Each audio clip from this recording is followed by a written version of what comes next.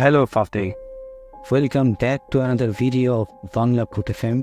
স্বাগতম জানাচ্ছি আপনাদের সকলকে বাংলা ভূত FM এর আরও একটি নতুন ভিডিওতে। আজকে গল্প নয়, শোনাবো সত্যি ঘটনা। যদি সত্যি ঘটনাগুলো শুনতে চান শেষ পর্যন্ত অবশ্যই দেখেন, এবং আগেই বলে রাখি দুটো ঘটনা শোনার পর হয়তো আপনার রাতের নিদ্রা উড়ে যেতে পারে। তাই যারা নিজের ঘুমের প্রতি বেশি সেন্সিটিভ তারা এই ভিডিওটা না দেখলেই ভালো হবে। এবং ভিডিওটি শুরু করার আগে বলে নিতে চাই, বাংলা ভূত এফএমের ফেসবুক এবং ইউটিউব দুই জায়গাতেই আপনি যদি নতুন দর্শক হয়ে থাকেন অবশ্যই সাবস্ক্রাইব এবং ফলো করে দিবেন, কারণ আমরা নিত্য নতুন সব সত্য ঘটনাগুলো আপনাদের সামনে তুলে আনি এবং এতে অনেক কষ্ট হলেও চেষ্টা করি আপনাদেরকে থ্রিল্ড করার। যাই হোক, চ্যানেলের সুনাম বা আমাদের বাংলা ভূত এফএম টিমের সুনাম গাইব না, আমরা সত্য ঘটনাগুলো জেনে নেব।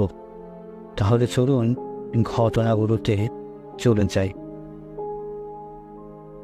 ঘটনাগুলো যিনি লিখেছেন আমি সেভাবেই পড়ছি। তিনি লিখেছেন, তখন আমার শাশুড়ির চাকরির সুবাদে বরগুনায় থাকি। বরগুনার কোনো এক থানায়, নামটা বলছি না। ঘটনাটা আমার পাশের ফ্ল্যাটের আন্টির সাথে হওয়া। আন্টিদের ঘরের সদস্য সংখ্যা 4 জন। আন্টি, আঙ্কেল, তাদের এক মেয়ে অর্থি আর এক ছেলে নীলান্দ্রা। তারা ছিলেন হিন্দু। আমাদের বিল্ডিং ওঠার আগে তারা স্থানীয় কলেজের কাছাকাছি এক বাসায় থাকতেন। তো আগের বাসায় ওঠার পর কিছুদিন ভালোই যাচ্ছিল, কিন্তু একদিন রাতে 12টার পর তাদের মনে হলো তাদের ঘরের উপরে পাটাতনে কেউ হাঁটছে। আর এত শব্দ হচ্ছিল যে মনে হলো এই বুঝি সব ভেঙে পড়বে। তখন আঙ্কেল উপরে উঠে দেখলেন ওখানে একটা কালো কুচকুচে বিড়াল। বিড়ালটা খুব হিংস্রভাবে আঙ্কেলের দিকে তাকিয়ে আছে। তখন তারা ভাবলেন হয়তো বিড়ালটা ইঁদুর মারতে উঠেছে। এমনভাবে প্রতিদিন রাত 12টার পর এমন হতো। একদিন তাদের 4 বছর বয়সী ছেলে নীলান্দ্রি অসুস্থ হওয়ায় সন্ধ্যার পর আঙ্কেল আন্টি ডাক্তারের কাছে যান, আর তাদের মেয়ে আর্থি বাসায় একা ছিল। আন্টি আসতে দেরি হচ্ছিল বলে আর্থি পাশের বাসায় যায়, আর গিয়ে দেখে তারা সবাই বিয়েতে যাচ্ছে। তাই ও চলে আসে, এসে পড়তে বসে। তখনই ওর ভাই ডাক দিয়ে বলে, দিদি দরজা খোল। তখনও দরজা খুলে দেখে বাইরে কেউই নেই। তখনও ভাবে এটা মনের উপর। কিছুক্ষণ পর শোনে ওর মা ডাকছে। তখন দরজা খুলে দেখে কেউ নেই। তখন ওর একটু একটু ভয় লাগতে শুরু করে। তখন রাত 10টা বাজে। চারদিক যেন নীরব হয়ে গেছে।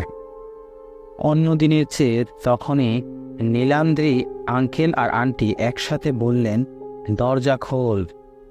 তখন ও ভয়ে কান্না করতে শুরু করলো, কারণ ওই ডাকটা ছিল অনেক ভয়ানক। অনেক সময় পরে আন্টি এসে ওকে ফোন করে দরজা খুলতে বলে। তারপর তারা আসার পরে ও তাদের কান্না করে সব বলে। তারা ওকে বোঝায়, তুমি বাসায় একা ছিলে তাই তোমার এমন মনে হয়েছে।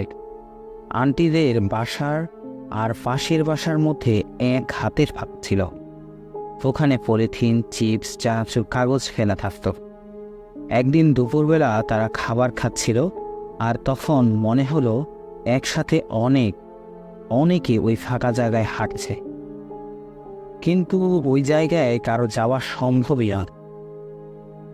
তারা ওখানে গিয়ে দেখলো সেই কালো বিড়ালটা ওখানে হাঁটছে, যেটা রাত হলে ওদের ঘরে ঘুরে বেড়ায়। অক্টোবর মাসের দিকে হিন্দু ধর্মাবলম্বীদের দুর্গা পূজা শুরু হয়, আর তার কিছুদিন আগে মহালয়া অনুষ্ঠিত হয়। ভারতীয় কিছু চ্যানেলে ভোরবেলা এই অনুষ্ঠান দেখানো হয়। আন্টিরাও একদিন দেখছিলেন আর্থি ফ্লোরে শুয়ে আছে, আর ওর পা দুটো ছিল খাটের নিচে। হঠাৎ তার মনে হলো কে যেন ওর পা দুটো জোরে চেপে ধরেছে। চেঁচিয়ে উঠে দেখলো খাটের নিচে সেই বিড়ালটা। সেটা কি করে সম্ভব, কারণ ওর পা চেপে ধরেছিল মানুষের হাত, আর ও সেটা স্পষ্ট বুঝতে পেরেছিল। এমন আরও অস্বাভাবিক ঘটনা ঘটতে থাকে। তারা এক তান্ত্রিককে আনেন এবং তিনি জানান এ বাসায় এক মহিলা থাকতেন যিনি ক্যান্সারে মারা যান। পরে ওই তান্ত্রিক একটা বিশেষ দিন দেখে পূজা করেন। তারপরের কিছু রাত বিড়ালের কোনো শব্দ না পেয়ে, অস্বাভাবিক কিছু টের না পেয়ে পাটাতনের উপরে উঠে দেখে বিড়ালটা মারা গেছে। পরবর্তীতে আর কোনো সমস্যা হয়নি তাদের। তারা ওই বাসায় আরও 6 বছর ছিল। তো যিনি ঘটনাটি শেয়ার করেছেন তার নাম হচ্ছে মৌমিতা সরকার। ধন্যবাদ মৌমিতা সরকার, আপনার সাথে ঘটে যাওয়া এই সত্য ঘটনাগুলোকে বাংলা ভূত এফএম টিম এবং বাংলা ভূত এফএমের দর্শকদের কাছে শেয়ার করার জন্য। আশা করি এরকমই আরও সত্য ঘটনা অবলম্বনে সফল ঘটনা আমরা শোনাতে পারবো বাংলা ভূত এফএমের সফল অডিয়েন্সকে। আপনারও যদি এরকম কোনো ঘটনা থেকে থাকে এখনই সেন্ড করুন এই ইমেল অ্যাড্রেসটিতে, অথবা ডিসক্রিপশন বক্স চেক করতে পারেন এবং সেখানে আপনার ঘটনা ভিডিও, ভয়েস অথবা টেক্সট আকারেও অথবা ফাইল আকারেও শেয়ার করতে পারেন। Just share it. চেষ্টা করব সকলকেই শোনাতে এবং সত্যিকার অর্থে ঘটি আনন্দ দিতে। তাহলে দেখা হবে পরবর্তী ভিডিওতে। ততদিন পর্যন্ত ভালো থাকবেন, সুস্থ থাকবেন, বাংলা ভূতের সাথে থাকবেন এবং অবশ্যই সাবধানে থাকবেন।